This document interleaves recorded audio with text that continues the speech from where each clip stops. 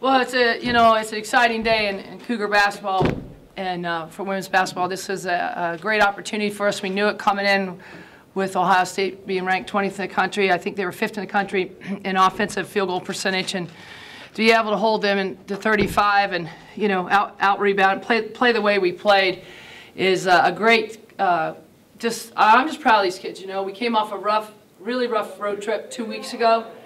And we had to respond. We had to respond quick. And our leaders, Carly Noyes, Katie Grad, Irtia Mojo, they got these kids together and they said, this is not what we're about. We have got to improve. We've got to step in the gym and we've got to get physical. We've got to get way more focused and we've got to get on the same page. And to the leaders' credit, they're leading hard and demanding a lot. And to the young kids, they responded, and that's why we won today. It seemed like you guys' backcourt pressure seemed to rattle them early on. Yeah.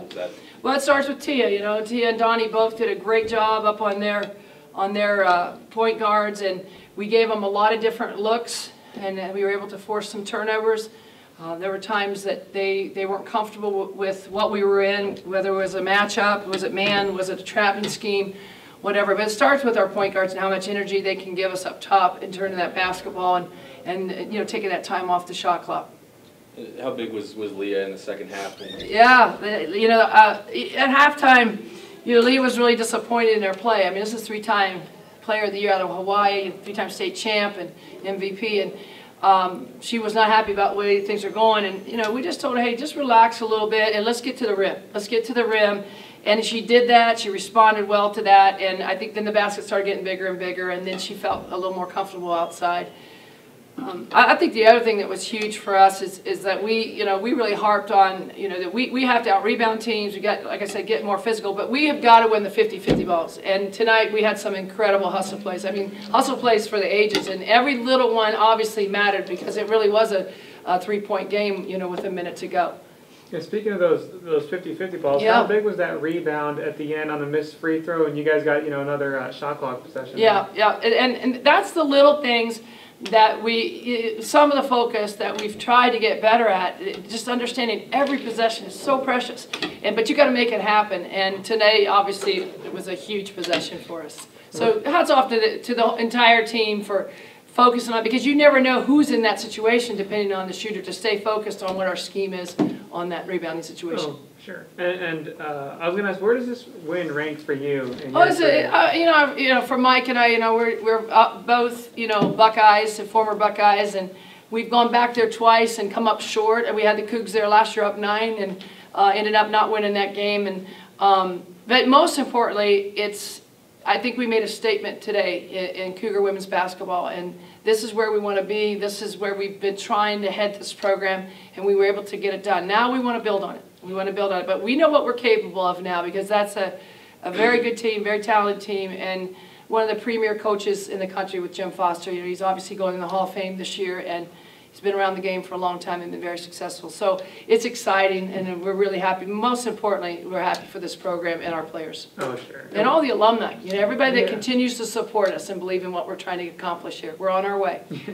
What would you have said if someone would have told you before the game you would have held Ohio State to 1 of 17 from the three-point line? No, I mean, that was one of our biggest fears, especially with Taylor Hill. What an amazing player she is, an All-American on both ends of the floor. It's uncharacteristic to really see an All-American player play both ends as well as she does. But that was part of the game plan. We wanted to give her a lot of different looks off the pick and roll and try to take away the baseline. I mean, she just destroyed us off the baseline last year down in Columbus, and that was not going to happen this year. And the other thing that was key about playing against Taylor Hill and the Buckeyes, obviously Kraft, all of these kids are good players, is that we really struggled with turning the ball over late in the game, and I thought Tia and Donnie were phenomenal. Yeah. And our fours, and we let our fours bring the ball up, and Mariah Cooks had the spin move maybe of the year, and obviously Sage Romberg did a super job at the 4 too. But our fours are very versatile players. They were huge in this, just to take the pressure off our guards, who saw a lot of pressure from Kraft, Stokes, and obviously Taylor Hill. Sure.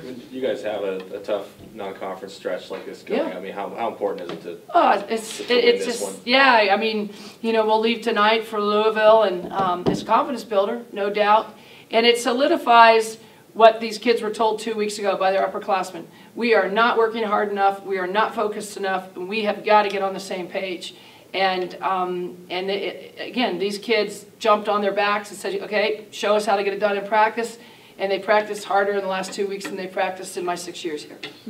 So, and 2 weeks is a long time in finals, you know. 2 weeks was a long time for the coaching staff, too.